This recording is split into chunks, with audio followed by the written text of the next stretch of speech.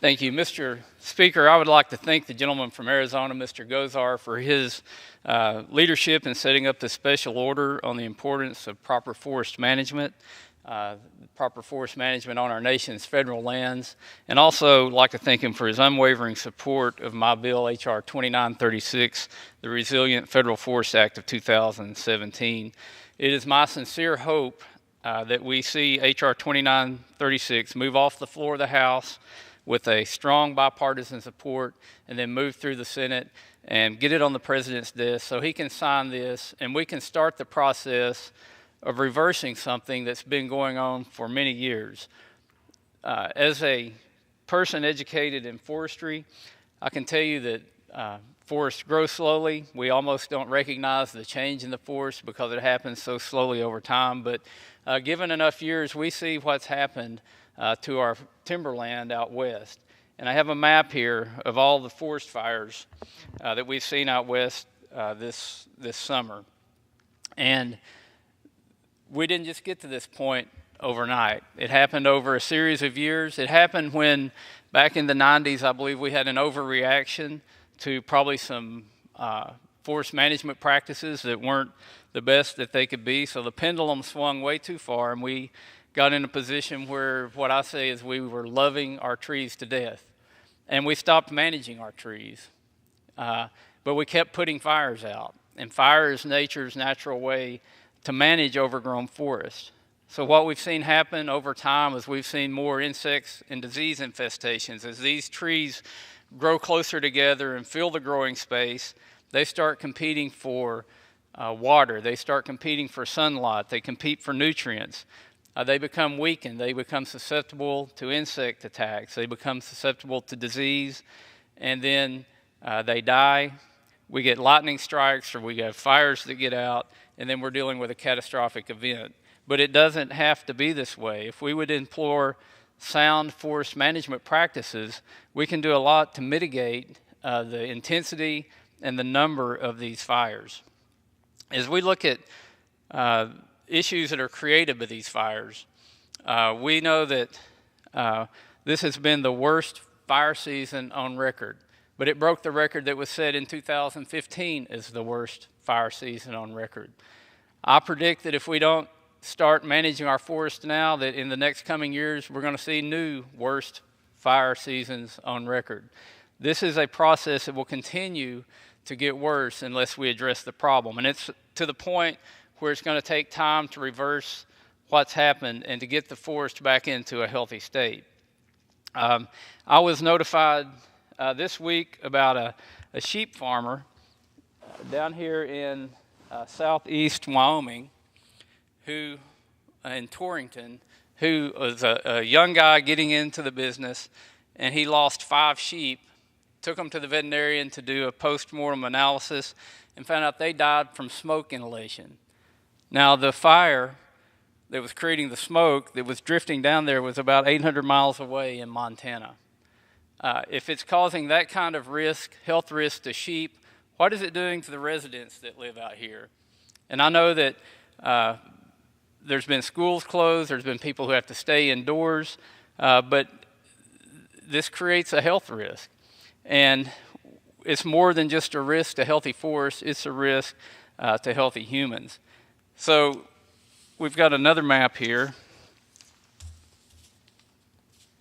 And this shows the smoke drift on a particular day. I believe this was September 14th. This is a map that was produced by NOAA. And you can see where the fires were, and you can see how the winds carry the smoke. The red shows the most intense areas of smoke. The lighter green, the intermediate, and then the darker green shows where the least smoke intensity was. But this map really illustrates how fires in certain areas, the smoke gets picked up by the wind, and it gets carried to different places across the country. Now, when I look at this map of the western United States, and me being from Arkansas, some might ask, how do these fires affect forestry in Arkansas? Well, we've talked about fire borrowing. When we take money from one account in the Forest Service budget and put it in the firefighting account, that takes money away from management practices that could take place on the forest in Arkansas and other places to the east where we don't have as many catastrophic fires. On top of that, we see how the smoke drift affects many parts of the country. When we think about this smoke, what is that smoke? Well, it's mainly carbon. The purpose, or one of the main purposes of a healthy forest is to fulfill the cycle of photosynthesis, where it pulls carbon dioxide out of the atmosphere, takes that in through the leaves, converts it into sugars, and releases oxygen back into the air. So the forests clean the air, except when they're burning at the rate that they're burning right now at 8.5 million acres of our federal timberland that went up in smoke, putting millions, hundreds of millions of tons of carbon into the atmosphere. If we want to talk about taking carbon out of the atmosphere, the solution to that is a healthy forest. But not only do forests clean the atmosphere, they clean the water.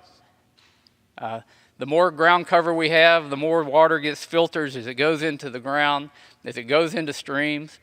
But overstocked forests can also prevent water from actually getting into the groundwater or into the ground table and getting into streams. And in areas in the West where we're having water shortage problems, proper management of forests can help to alleviate those problems. And we're not talking about clear cutting. I get so tired of people saying, all they want to do is clear cut our federal forest. We don't want to clear cut the federal forest. We want to manage them. We want to use practices like thinning from below, where we take out small stock, where we take out the smaller trees, and some of it is merchantable, some of it is not. We can produce timber that can be used in the rural areas where it's grown to help the economies out there. But the end goal is to have a healthy forest with larger trees, spaced further apart, without all the fuel ladders going down to the ground, so that when a fire moves through these areas, it burns at a low temperature through the ground. And guess what? That creates great wildlife habitat when we do that. So there's so many benefits of having a healthy forest. And as a forester who was trained at a school that was started by Gifford Pinchot, who was the father, along with Teddy Roosevelt, of our federal forest, it's embarrassing to me what's happened to our federal lands across this country. Roosevelt and Pinchot talked about conservation. They talked about leaving our resources in better shape than what we found them in. Right now, we're not doing that. We're allowing the lack of management to destroy these resources for future generations. We're allowing lack of management to emit hundreds of millions of tons of carbon into the atmosphere, and also take that vegetation away that provides wildlife habitat, that provides a filter for clean water, and that provides timber that's pulling carbon out of the atmosphere. We can do better than this. We have provisions in the Resilient Federal Forest Act to allow the Forest Service to actually manage the timber. We require them to do a no management analysis, because when you look at the dynamic nature of forest, if you say we're not going to do anything, we just made a management decision. Again, the trees are living, growing organisms. Even though the Forest Service says we're not managing it, they're going to continue to grow. They're going to fill the growing space, and if we continue to suppress fire, the fuel load is going to get worse, and we're going to have more and more forests subject to catastrophic wildfire.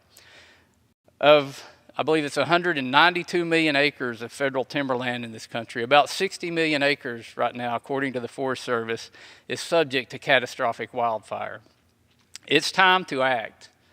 We've waited too long, and the problem continues to get worse. It will continue to get more severe as time moves on if we don't start intervening now. So, Mr. Gosar, I want to again thank you for putting this time together, for the efforts that you're putting forth so that we can take a proactive stance to make not only our air cleaner by not having all these catastrophic wildfires, but to preserve, or not preserve our forest, but conserve our forest. so that they're healthy, so that they're functioning the way that they should be.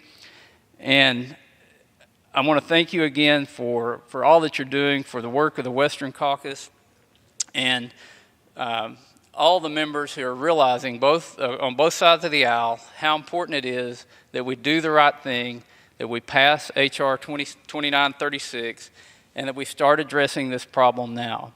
So with that, I'll yield back to the gentleman from Arizona, and appreciate you. I thank the gentleman from Arkansas for his excellent leadership. He's very modest. Listen, folks, I made a comment. You know, around here in Washington, D.C., we talk about the Democrats being the opposition and the Senate being the problem. Well, as you know, this is a very bipartisan bill, and he's very modest. So let's go back through what 2936, the Resilient Federal Forest Act, actually does. It allows for the streamlined review of projects up to 30,000 acres if the management strategy is put forward by collaborative stakeholders. Imagine that, something so simple. It also requires litigants opposing active management projects to propose an alternative proposal as opposed to just saying no. No isn't a solution, it's what you're for. It removes incentives for extreme special interest groups to file frivolous lawsuits. Boy, once again, coming to the table with a solution. It empowers local stakeholders and decision makers. So much we overlook the people on the ground on Main Street who have to live with the consequences for bad policy decisions. It also empowers tribal communities to be part of the solution and to help reduce the risk of wildfire. We see this over and time and again, that the native tribes that are in charge of their forests have pristine management practices. 2936 also maintains current protections for environmentally sensitive areas, including wilderness and roadless areas. What a concession. We need to be clear that larger risk areas and get to these in a more timely manner if we really want to handle. This bill is good for forest-dependent species as it allows for improvements to their habitat. This bill adopts a forward-thinking, active management strategy that combats dangerous wildfires before they get started, which includes reforms that would end the practice of fire borrowing. I want to thank the gentleman for his excellent piece of legislation. It's time that it moves forward.